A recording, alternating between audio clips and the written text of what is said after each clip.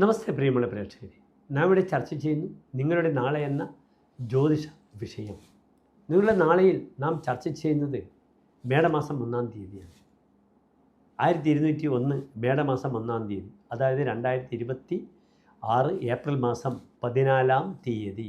സാധാരണ ഈ മേടമാസം 1-ാം തീയതിയാണ് വിഷുവായി നാം ആഘോഷിച്ചു വരുന്നത്. പക്ഷേ ഈ വർഷം മേടം 1-ാം തീയതി സൂര്യൻ മേടത്തിൽ സംക്രമിക്കുന്നത് 1-ാം തീയതി ചൊവ്വാഴ്ച 9:25 കൂടിയാണ്. അതുകൊണ്ടാണ് കലണ്ടറിലെല്ലാം തന്നെ മേടമാസം 2-ാം തീയതി വിഷുക്കണിയും മറ്റ് എല്ലാ കാര്യങ്ങളും ആഘോഷിച്ച് വരുന്നത്.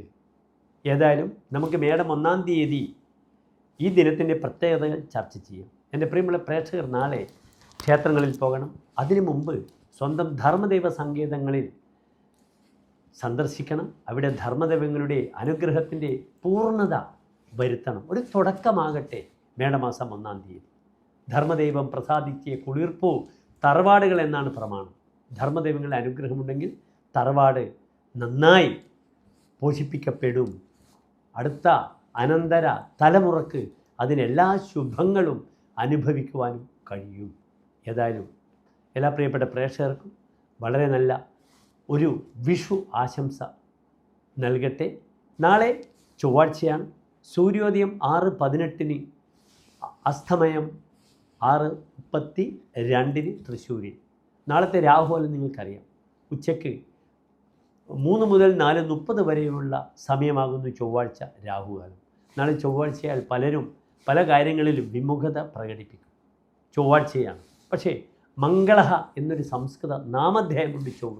പല കാര്യങ്ങളിലും ചൊവ്വ വളരെയധികം എന്ത് ചെയ്യും, സപ്പോർട്ട് ചെയ്യുന്നതായിട്ട് കാണാം. പ്രത്യേകിച്ച് ഭൂമിപരമായ വിഷയങ്ങളിൽ, കൺസ്ട്രക്ഷൻ മേഖലയിലെല്ലാം തന്നെ നല്ല കാലഹോര നോക്കി ചെയ്യണമെന്ന് മാത്രം.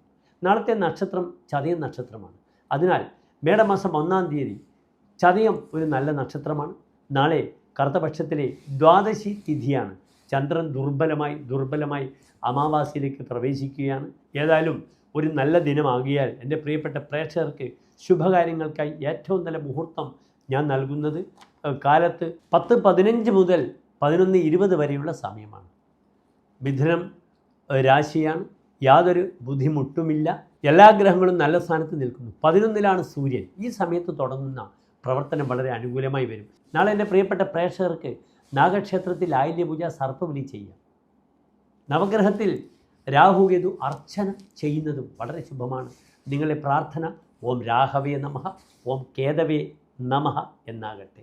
വളരെ ശുഭകരമായ ഒരു വിഷു ആശംസയും വിഷു വർഷവും എൻ്റെ പ്രിയപ്പെട്ട പ്രേക്ഷകർക്ക് നൽകുന്നു. നന്ദി, നമസ്തേ.